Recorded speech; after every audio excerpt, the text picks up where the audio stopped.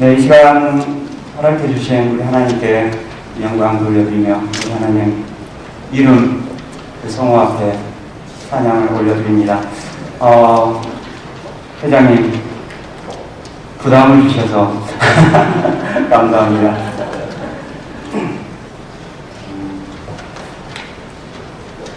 다 가지고 계시나요? 예, 다 준비하셨을 것입니다. 예. 구원받은, 신약에 구원받은 서기 목사님이 광고하시기를 성도 친구에게 상위 몇 프로 자세히 못 들었습니다. 안에 있는 분들이 제자간 성신 튀김인지 전면을 보시면 타락하고 변질한 에이렌의 목수가 찍은 사진 한 컷이 나와 있습니다. 예. 봄의 전령사 3총사가 있습니다. 봄의 전령 3총사가 있습니다. 변산에 가면 만날 수 있는 변산 바람꽃이 있습니다. 그리고 논기를 닮은 노루기가 있습니다. 야성을 통해서요. 그리고 또 복을 의미하는 복수초라는 그러한 봄의 전령 3총사 중에 있는데 이 꽃님이는 그 축에 끼지 못합니다. 변산 바람꽃이 너무 아름다워서 근데 그래서 그 축에 끼고 싶어가지고 이 꽃님이 이름은 나도 바람꽃이야 이렇게 됩니다. 제가 이번 친교의 큰 주제가 다음 세대를 위하여라고 해서 저희 성김 트리빈지에 봄을 일깨우고 또 그 생명력을 계속 이어나가는 이 꽃이 자리하는 곳에 그 다음에 가서 보면 사람이 인위적으로 그것을 해치지 않으나 훼손하지 않으나 늘 반갑게 미소 지어주는 그런 아름다운 꽃입니다. 그래서 다음 세대를 생각하면서 다음 세대가 끊이지 아니하고 지속되도록 그런 마음으로 일면에 어둠 가운데 환하게 빛나는 나도 바람꽃이야, 나도 하나님의 사람이야. 네, 한쪽으로 너무 진도 나가고 있습니다. 지금 성침 트리빈지 이쪽에 가서 보면 성침 트리빈지 이쪽에 가서 보면은 작품이 한 수 있습니다. 이 시인은 김효경입니다. 김효경. 에이레네입니다. 에이레네.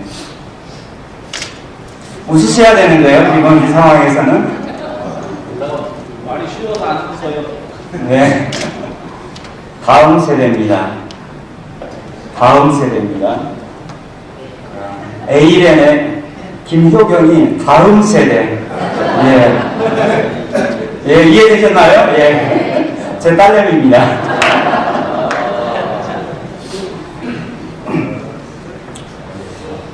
기다리는 손. 오늘도 도착하지 않았다. 빈 손을 들여다보면 갈래갈래 좁은 골목들이 뻗어 있었다. 언제 생겨났는지 알 수 없는 종이에 베인 상처처럼 나는 어느 길목으로 들어섰다. 음성 안내가 알려줄 방향을 예상하는 일. 그럴 때마다 왔던 길을 되짚어 보자니 초행길이었으면 더 즐거웠을까. 언제 처음 이 도로에 발을 디뎠는지 나는 모른다. 어느 쪽에서 오는지, 어디쯤 오는지, 얼마큼의 시간이 걸릴지 몰라 갖가지 상상이 늘어났지만 보내는 손을 확신하기에 두 손바닥을 맞대어 힘껏 쥐었다. 이 시인은 에이렌의 이 시인은 기도를 손으로 은유해서 노래하고 있습니다. 부모가 신한 그리스도인이기 때문에 그 배경에서 자라서 하나님의 은혜를 경험했는데 차라리 그것을 온몸으로 경험했으면 더 좋았겠다. 내가 기도하면서 지금은 그 손이 나에게 빈손처럼 있지만은, 빈손 상태이지만은, 보낸 손에 대한 확신을 가지고, 그의 생애를 기도하면서 살고자 하는 것을 노래하는 듯, 제 해석판입니다, 이 해석판.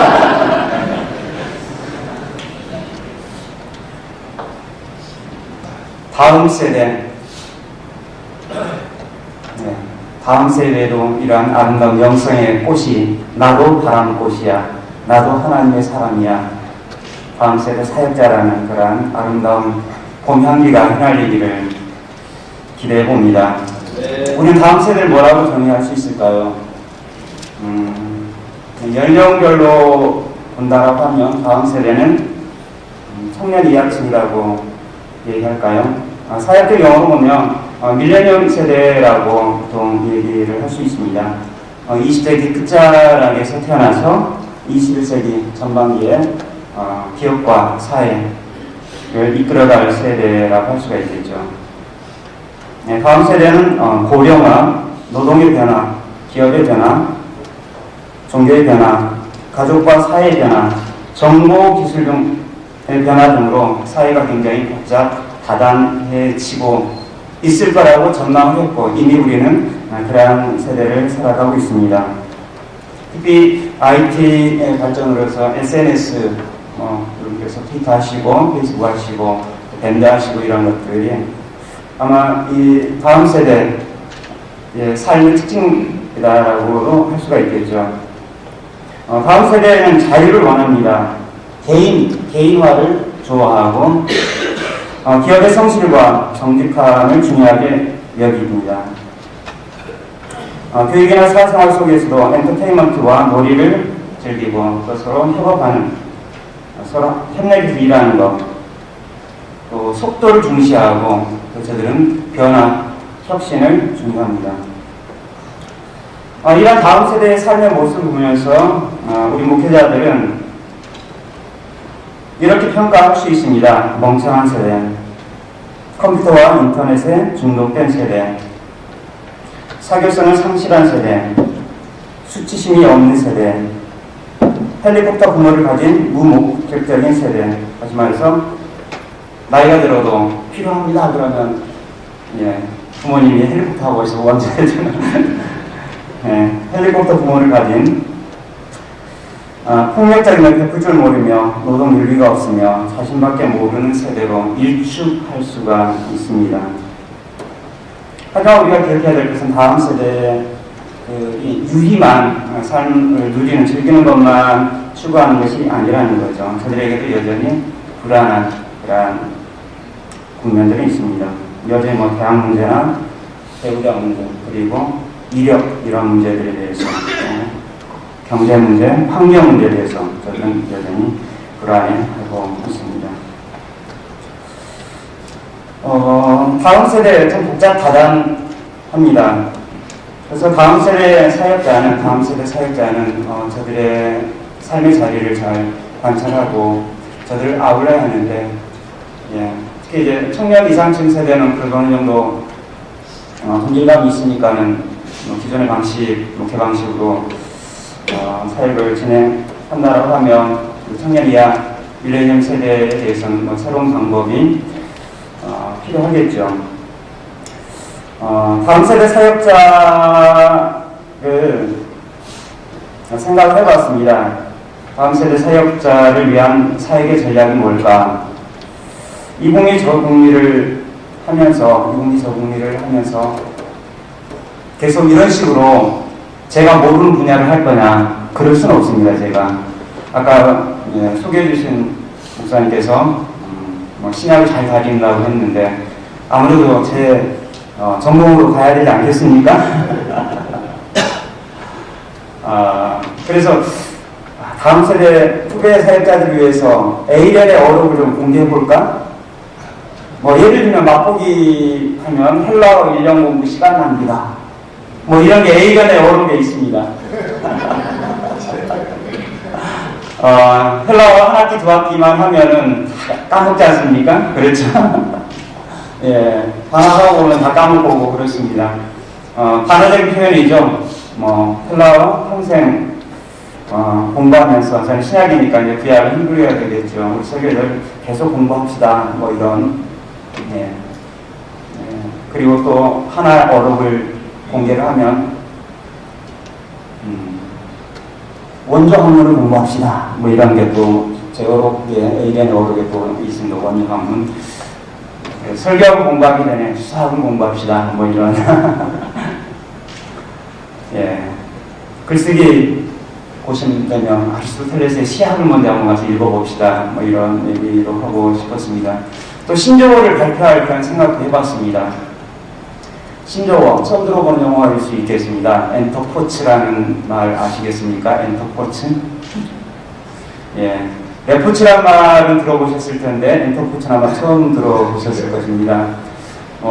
그걸 두고 저의 변질이다, 타락이다, 이렇게 평가하시는데, 그 안에 그 희열을 모르는 말이죠. 자, 그래서 스포츠 그냥 즐기는 것이 아니라 뭔가 새로운 걸 창출하는, 네, 그래서 제가 BFC 단장입니다. 예, FC가 풋볼클럽인 듯 하지요. 펠로우십 앤 처치즈의 약자일 수 있습니다.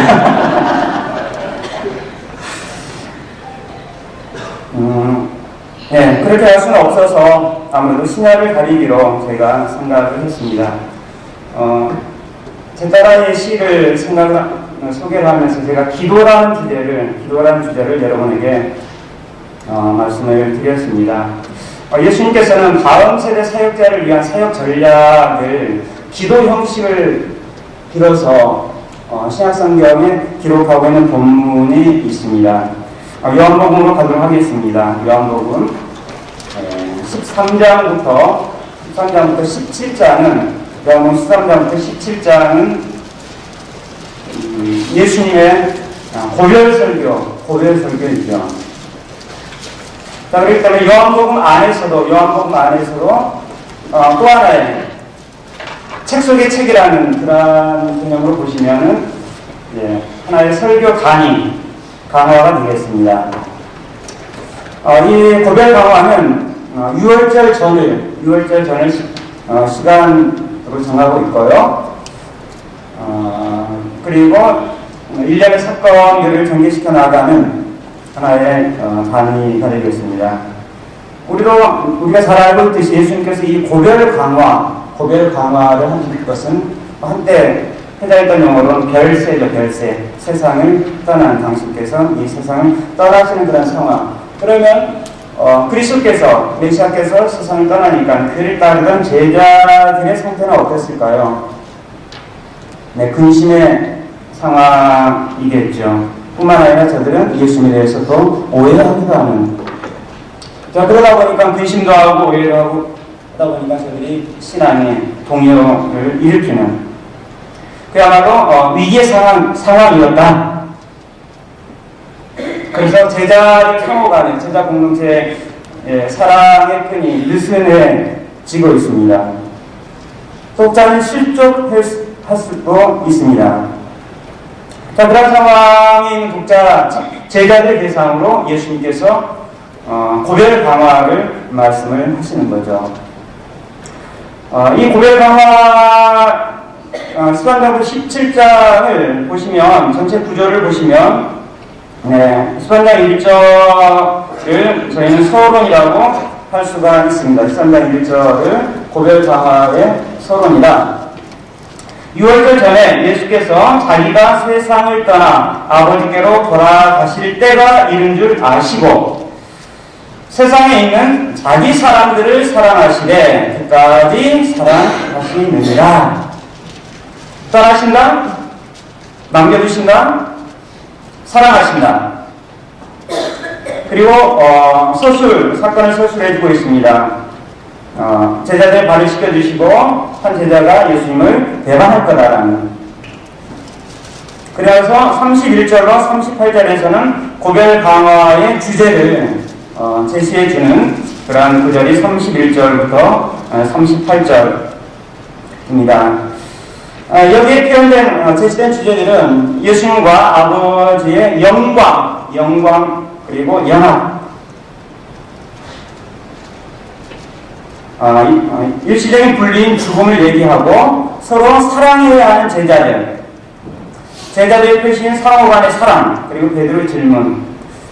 자, 그럼 여기에서 이제 보면은 굉장히 중요한 주제를 다시 한번 짚어보면 영광입니다. 영광. 아버지의 영광, 아들의 영광. 그리고 아버지와 아들의 연합, 하나됨. 또 하나 중요한 주제어는 사랑이 되겠습니다. 사랑. 자, 그러면 이 영광과 사랑과 연합의 삼각관계는 어떻게 정리하면 좋을까요? 예. 영광, 연합, 사랑, 이 삼각관계는 굉장히 아름다운 관계죠. 일반적으로 삼각관계는 아름답지 않습니까? 예, 참 아름답습니다. 사랑으로 연합해 주님께 주신 사명을 감당할 때 그것이고 영광으로 표현되는 이 삼각관계 아름답죠? 동의가 없습니다. 자, 그리고 나서 그 내용을 입증해 나가고 있습니다. 14장에 와서는요. 첫 번째 입증부에서는 예수께서는 제자를 위해서 처소를 준비하러 가셨다가 다시 오신다라는 내용으로, 그리고 14장 15절로 31절에서는 위로자, 보혜사, 파라클레토스 성령께서 제자들과 함께 영원히 계실 거다. 사랑의 열매를 맺어야 예수님의 제자이다. 네 번째 입증에서는 세상이 믿는 자들을 핍박하는 것은 그들이 아버지와 아들을 모른다는 증거이다. 그리고 다섯 번째 입증부에서는 예수께서 떠나시는 것이 제자들에게 유익하다라고 앞에 제시됐던 주제들을 좀 더 자세하게 이 14장부터 16장 5개의 입증들을 통해서 얘기를 해주고 있습니다. 자, 그리고 나서 이제 17장의 결론, 고별 강화의 결론에 이르는 결론부입니다. 앞서 말씀드렸던 것처럼 17장은 기도 형식으로 되어 있습니다. 기도의 내용을 살펴보면 영광으로 가는 길에 사랑으로 사역해라 고 당부하는 기도가 바로 이 17장의 내용이다라고 할 수가 있습니다. 하여튼 고별 강화의 가장 마지막 부분, 그 강화의 결론 부분. 보통 이제 설교자가 연설을 할 때 마지막 부분을 이런 식으로, 그 당시 그레코로마 시대 때 운전가들은 수사가들은 이렇게 기도식으로 자신의 강화를 마치지는 않은 것 같아요. 그런데 견뎌봤을 때 예수님의 고별 강화 마지막 부분은 굉장히 차별성과 특별성을 가지고 있습니다. 처음 세복음서에 겟세마니 기도가 있다면 요한복음서에서는 고별 강화의 극적 결론으로서 기도가 있습니다. 우리는 예수님의 기도와 관련했을 때 주님께서 가르쳐 주신 기도 본문을 우선적으로 생각을 합니다. 그러나 예수님의 기도에 대해서 기록한 본문 중 이 요한복음 17장 이 기도가 가장 긴 기도입니다. 그리고 그 내용도 굉장한 내용들을 담고 있어서 이 기도를 두고 학자들이 여러 가지 명칭을 붙였습니다. 흔히 이제 우리가 얘기하기를 대제사장적 기도이다 라고 부르기도 하고, 제자를 위한 기도, 고별 기도, 현임 기도, 헌신 기도, 떠나가는 구원자의 기도, 또 동문은 어떤 학자는 그냥 기도, 디에카스 같은 경우는 이것이야말로 주님의 기도이시다. 뭐 이렇게 다양하게 이 기도 명칭을 붙이고 있습니다. 하여튼 이 17장 부분은 특별한 부분, 그리고 예수님의 지상 생애 사역 가운데서도 굉장히 독특한 부분을 차지하는 전략적 위치에 있습니다. 17장 1절을 보시면, 17장 1절 보시면, 그 전략을 이제 기도를 통해서 우리에게 주는 교훈이 뭘까라는 것을 전략원으로 한번 표현을 해봤습니다. 전략원으로. 고난의 영광을 겪으며 영생을 전함으로 하나님을 영화롭게 하는 사명을 수행하자라고 1절부터 8절을 말할 수 있겠습니다. 1절을 보시면 예수님께서는 이 말씀을 마치시고 그의 눈을 들어 하늘을 향해 보고 말씀하셨다. 아버지, 그때가 왔습니다. 당신의 아들을 영광스럽게 하심으로 아들이 당신을 영광스럽게 하길 원합니다.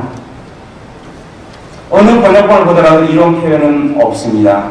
AL의 번역이기 때문에 그렇습니다.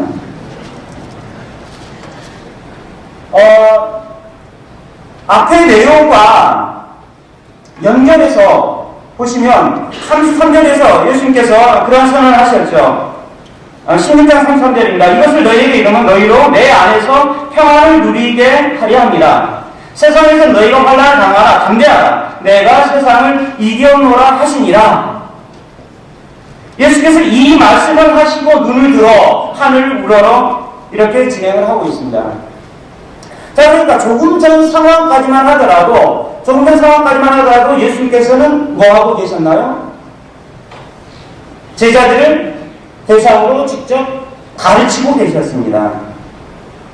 직접 가르치고 있는 상황에서 장소가 변경되지 않고 바로 그런 상황에서 바로 예수님께서 기도하시는 모습으로 전환하고 있다라는 거죠. 그러면 기도는 소통이죠. 예수님과, 기도자이신 예수님과 아버지이신 하나님과 소통입니다. 기도는. 그러면 기도니까 그 관계가 아버지하고 아들 이 두 분의 관계, 두 분의 소통으로만 생각을 하기 쉬운데, 지금 이 본문 같은 경우는 배경적으로 보면 지금 누가 있다라는 것입니까? 이 두 분 관계에는 제자들이 있다라는 것입니다. 제자들이 있다. 그러면 이 기도는 아버지와의 관계에서는 기도이지만은 제자들과의 관계에서는 이건 하나의 목회학 수업입니다. 목회학 수업입니다. 그런 관점에서 1절로 8절의 내용은, 1절에 8절의 내용은 고난의 영광을 겪으며 영생을 전함으로 하나님을 영화롭게 하는 사명을 수행하자라는 그러한 목회적 처방을 저희가 확인할 수가 있습니다.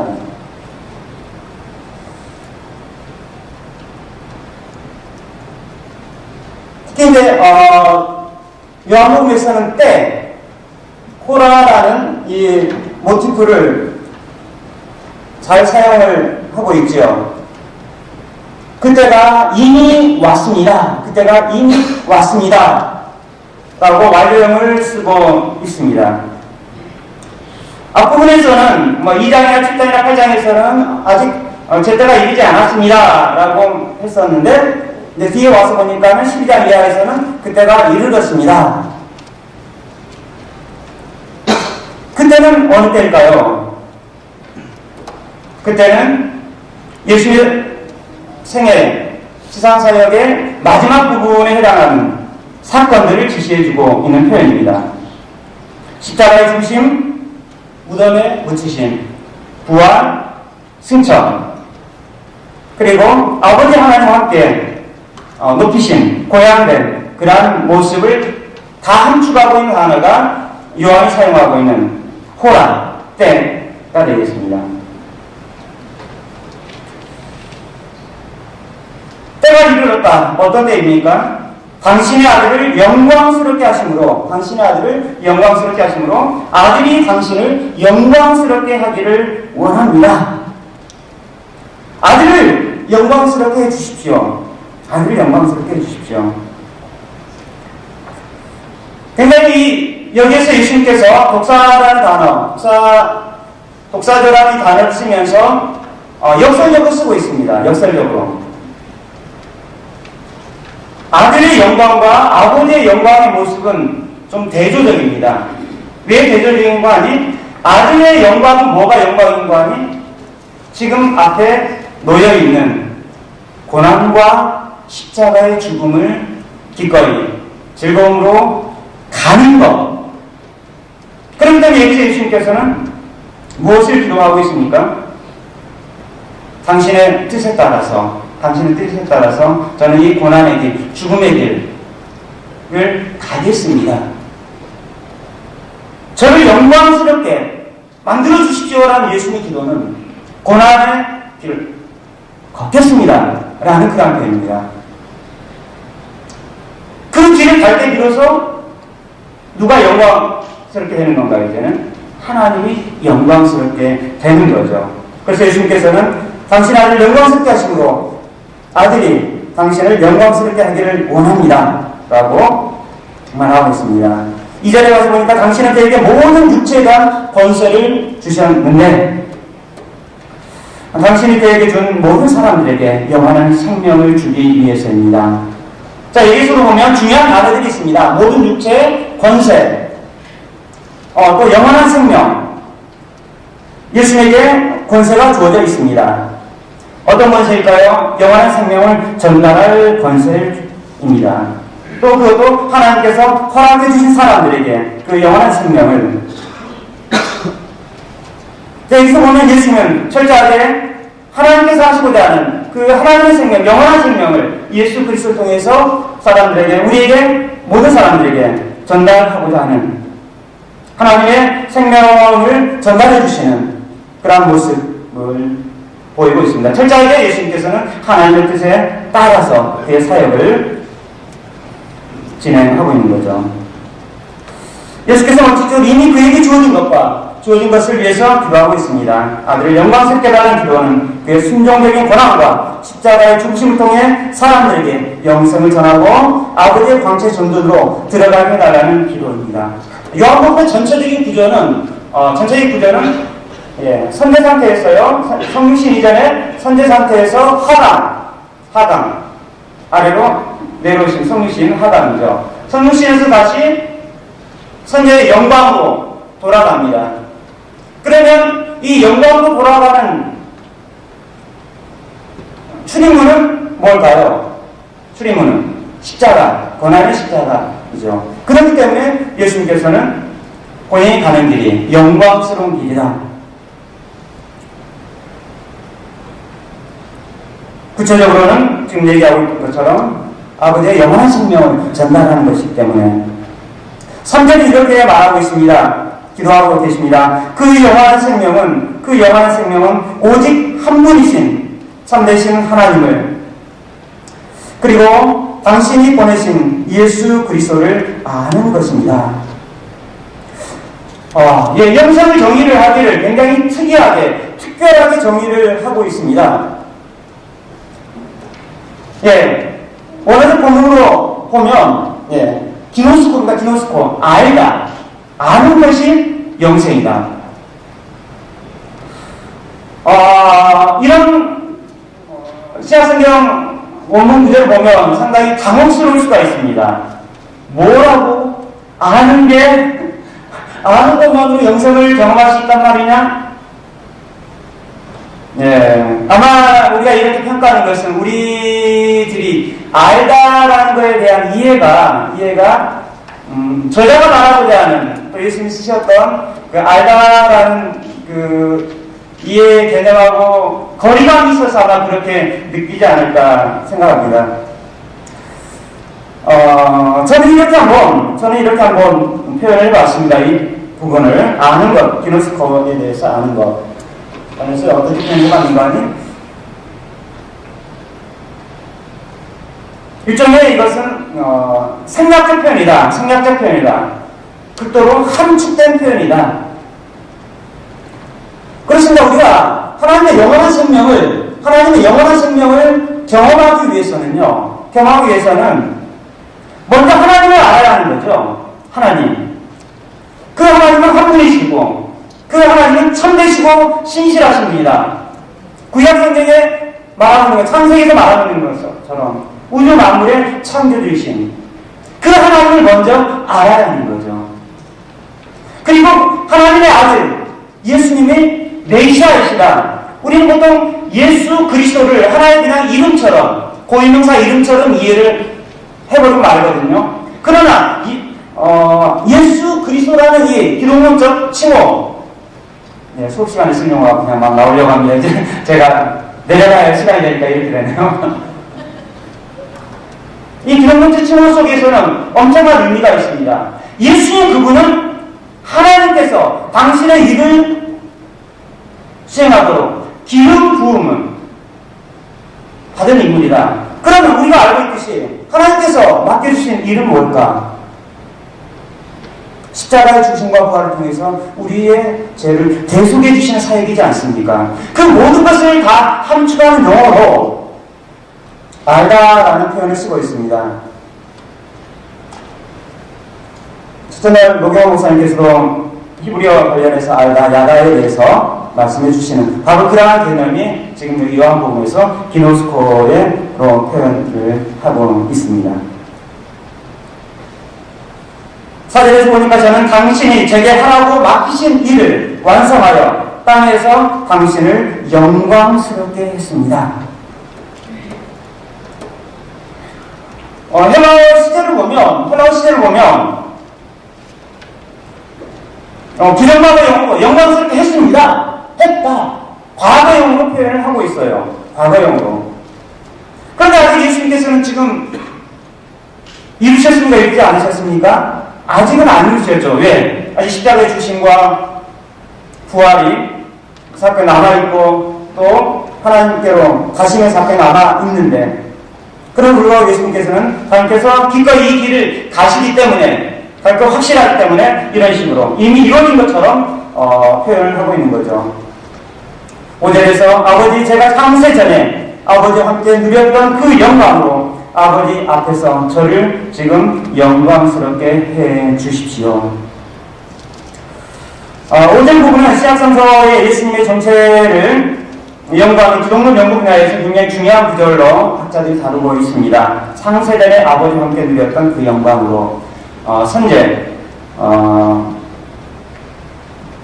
신성을 말해주고 있는 그런 하여튼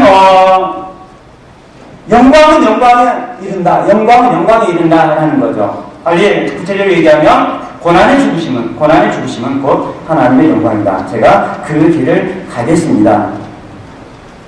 6절에 보면 저는 당신이 세상으로부터 저에게 주신 사람들에게 당신의 이름을 드러냈습니다.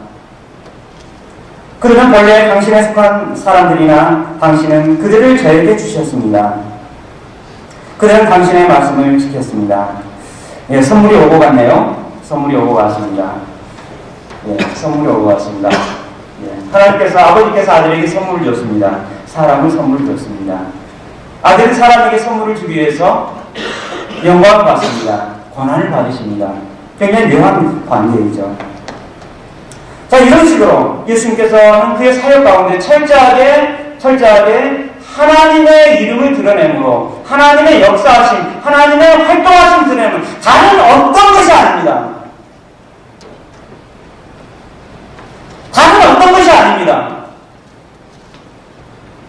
하나님의 이름이 드러나는 그의 사역을 해서 제자들이 말씀을 지켰다라고 제자들을 긍정적으로 평가하고 있습니다.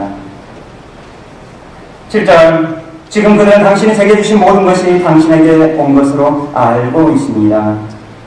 저는 당신이 저에게 주신 말씀을 그들에게 줬고 그들은 그 말씀을 받아들였으며 제가 당신으로부터 온 것을 참으로 알았고 또 당신이 저를 보내신 것을 믿었습니다.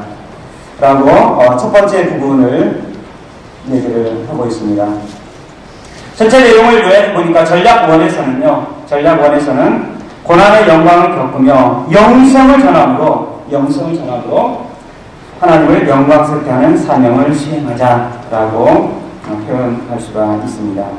자, 그리고 기도의 두 번째 부분은 제자들과 관련된 내용을 9절부터 제시를 하고 있습니다. 자, 전략 2가 되겠습니다. 전략 2. 자, 그러니까 제자들이니까는 우리 주제적 용어로 보면 현세대 제자들이죠. 현세대 제자들. 그렇지만 예수님을 영세대로 본다라고 하면 다음 세대가 될 수 있습니다. 제자들은. 그래서 비금 다음 세대 제자들아. 말씀의 진리로 적대적인 세상을 이겨낸 연합된 거룩한 제자 공동체를 만들자 라고 두 번째 전략을 말할 수 있습니다. 말씀의 진리로 적대적인 세상을 이겨낸 연합된 말씀으로 승리해서 하나가 돼서 거룩한 제자 공동체를 만들자. 연합하기가 왜 그리 힘들고 어렵습니까? 주님의 기도가 우리 가운데 성취되기를 간절히 바랍니다. 그 기도에 동참합니다. 저는 그들을 위해서 기도합니다. 저는 세상을 위해서가 아니라 저에게 주신 사람들을 위해서 기도하는데 그들은 당신에게 속한 사람들이기 때문입니다. 제 것은 모두 당신의 것이고 당신의 것은 모두 제 것입니다. 그리고 저는 그들로 인해 영광스럽게 됐습니다. 저는 이제 더 이상 세상에 있지 않으나 그들은 세상에 있습니다. 그리고 저는 당신에게로 갑니다. 거룩한 아버지 파테를 하기에 당신이 제게 주신 당신의 이름으로 그들을 지켜주셔서 우리가 하나이듯이 그들도 하나를 유지하게 해주십시오. 하나가 되게 해주십시오. 그들에게 홀라 원문이 아니라 희나 오신 M 하나의 단체를 그대로 유지하게 해달라고. 내가 그들과 함께 지내는 동안은 당신이 제게 주신 당신의 이름으로 그들을 지키고 보호했습니다. 그러므로 그들 가운데서 한 사람도 믿지 않았습니다. 다만 멸망의 자식만 이룬 것은 성경 말씀을 이루기 위함이었습니다. 이제 저는 당신께 갑니다. 제가 세상에서 이것을 말씀드린 것은 저의 기쁨이 그들 속에 차고 넘치게 하려는 것입니다. 예수님 뭐 때문에 기뻐하셨습니까? 고난의 영광 그 길을 가는 것 때문에 기뻐했지 않습니까? 제자들에게도 제가 그들에게 당신의 말씀을 주었는데 세상은 그 말씀을 위했습니다. 그것은 내가 세상에 속하여 있지 않은 것과 같이 그들도 세상에 속하여 있지 않기 때문입니다. 제가 비는 것은 그들을 세상에 데려가 달라는 것이 아니라 악한 자에게서 그들을 지켜주시라는 것입니다. 제가 세상에 속하지 않은 것과 같이 그들도 세상에 속하지 않았습니다. 당신께서 진리로 그들을 거룩하게 해주십시오. 당신의 말씀은 진리입니다. 당신께서 저를 세상에 보내신 것과 같이 저도 그들을 세상으로 보냅니다. 그리고 제가 그들을 위하여 제 자신을 거룩하게 하는 것은 그들도 진리로 거룩하게 되도록 하기 위함입니다. 전 세대, 다음 세대 제자들아, 말씀의 진리로 적대적인 세상을 이겨낸 연합된 거룩한 공동체를 만들자. 그리고 20절, 26절 다음 세대를 위한 다음 세대 제자들아, 연합 공동체로서 영광의 길을 걸으며 세상에 하나님의 사랑을 전하자라는 전략을 기도로 가르쳐주고 있습니다. 저는 이 사람들만을 위해서가 아니라 그들의 말을 통해 저를 믿는 사람들을 위하여서도 기도합니다. 아버지, 당신이 제 안에 계시고 제가 당신 안에 있듯이 모든 사람들도 하나이도록 우리 안에 있도록, 그래서 세상은 당신이 저를 보내셨다는 것을 믿게 해 주십시오. 그리고 저는 당신이 제게 주신 영광을 그들에게 줬는데 우리가 하나인 것 같이 그들도 하나이길 바라면서입니다. 제가 그들 안에 있고 당신이 내 안에 계신 것은 그들이 완전히 하나가 되게 하려는 것입니다. 그것은 또 당신이 저를 보내셨다는 것과 당신이 저를 사랑하신 것 같이 그들도 사랑하셨다는 것을 세상이 알게 하려는 것입니다. 아버지, 당신이 제게 주신 사람들도 제가 있는 곳에 저와 함께 있게 해주시고 창세 전부터 당신이 저를 사랑하셔서 제게 주신 저의 영광을 그들도 보게 해주십시오.